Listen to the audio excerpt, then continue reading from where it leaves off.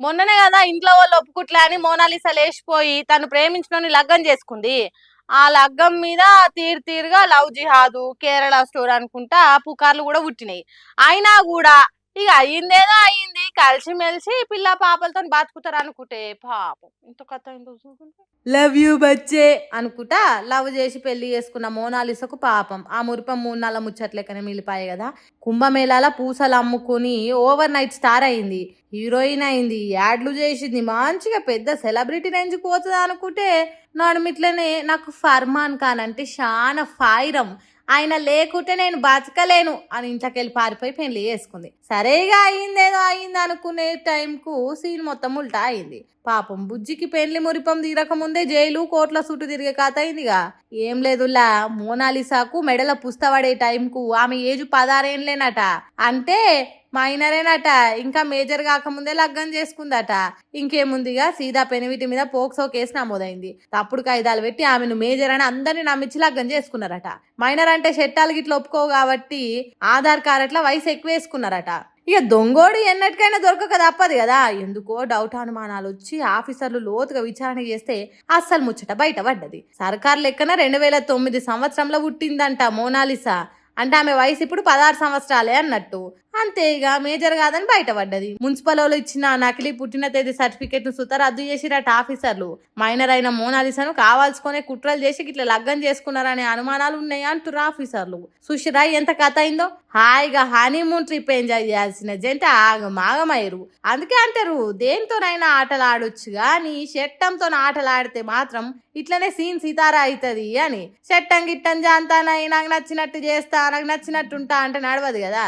మరి మోనాలిసా ఇంటోళ్ళు ఏం ఆలోచన చేస్తారు, ఆమె భవిష్యత్తు ఏమైతుంది, ఏం కథ అనేది రాని తెలుస్తుంది. చదువుకోవాల్సిన ఏజ్లా లవ్ గివ్ అనుకుంటా వాళ్ళ భవిష్యత్ ఖరాబ్ చేసుకునే కాదు, మంది బతుకులను కూడా ఆగం చేస్తుర్రు. తూ వీనికి ఎసోంటి శిక్షలు వేసినా తప్పులేదు. అదే పోయిన నెలలా రాజువేట్ సాంబాయి సినిమా చూసి ఒకడు పిల్లకి ఎయిడ్స్ రక్తం ఎక్కించింది కదా. పాపం వాని అడ్డమైన పని వల్ల ఎంత పనైందో చూడుండ్రి. ఆ బుజ్జి బతుకు అన్యాలం అయిపోయాయి కదా. రాజువేట్స్ రాంబాయి సినిమా లెక్క పోయిన నెలల మేడ్చల్ జిల్లా పోచారంలోని మనోహర్ అనేటోడు తనకు ఎయిడ్స్ వచ్చిందని తెలిసి పిల్ల ఇంటోళ్ళు లగ్గం క్యాన్సిల్ చేసిరని ఎయిడ్స్ రక్తాన్ని సూదుల నింపి ఎక్కిచ్చిండు కదా పిల్లకి. పాపం ఆమె నెంబటి వాళ్ళ ఇంట్లోళ్ళు దావఖానకు తీసుకుపోయి ట్రీట్మెంట్ గిట్ట అన్ని వేపిస్తూనే ఉన్నారట. మరి నా బతికిట్లా అయిపోయాని రందో లేకుంటే ఆ రోగం ముదిరినా కొద్ది నొప్పి భరించలేకపోయిందో తెలియదు గాని బలిమీకి జీవి తీసుకుందట బుజ్జి. అసలు ఎందుకు అట్లా చేసుకుందో చెప్పురన్న మీరన్న.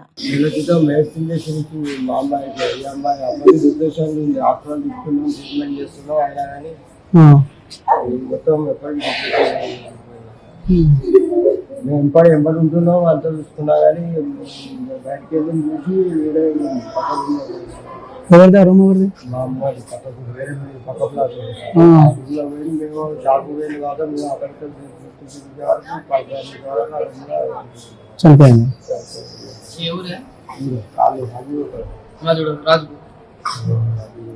అయ్యో పాపం నా జిందగీ ఇట్లా అయిపోయే అని రంది మనసులని పెట్టుకొని ఎంతగానం గుమిలిపోయిందో నెల రోజుల సంధి. ఆన్ని వేసుకుంటే పానం పోతుందని లగ్గం వద్దనుకోనికే చేసిన ధైర్యము బతకనికే చేయలేకపోయినావా తల్లి? నీకు ఉరేసుకోనికి ధైర్యం ఎట్లా వచ్చిందమ్మా? పాపం మీ అమ్మ నాయనలైన యాదికి రాలేదా తల్లి నీకు? మీ అమ్మని చూడు ఎంతగానం కొట్టుకుంటూ ఏడుస్తుందో. నీకోసం దునియాతోని కొట్లాడి వాడిని జైలు లేపించి నా బిడ్డ కోసం మేము నిలబడతాం అనుకున్న అయ్యవల కోసమైనా బతకాల్సింది కదా. అనవసరంగా వాల్మీకి పానాలు తీసుకుంటువి. ఇవాళ రేపు టెక్నాలజీ ఎట్లయింది, ఈ రోగం ఎట్లనో అట్లా తగ్గుతుండేనేమో అనవసరంగా తొందరపడ్డావమ్మా. ఆ అడ్డమైనోడు జైల్లో నిమ్మలంగానే ఉన్నాడు, నీ పానం మింగిండు కదా. పోలీసార్లు ఈ కేసు కూడా వేసి పొట్టు గట్టిగా మైలపోలు వెళ్ళేటట్టు చేయండి సార్లు. ఆ బడివేగాంది అన్యాయంగో ఆడవిల పానం తిన్నాడు వీని వెట్టిరాను. ఇగో ఇప్పటి పోరలకు చెప్తున్నాము, పానం విలువ ఎంత గొప్పదో తెలుసుకోర్రి, కష్టం వస్తే కొట్లాడుర్రి, అంతేగాని ఇట్లా పిచ్చి పనులు చేసి పానాలు తీసుకోకుర్రి. ఏమంటున్నాం పైలమ్మలా?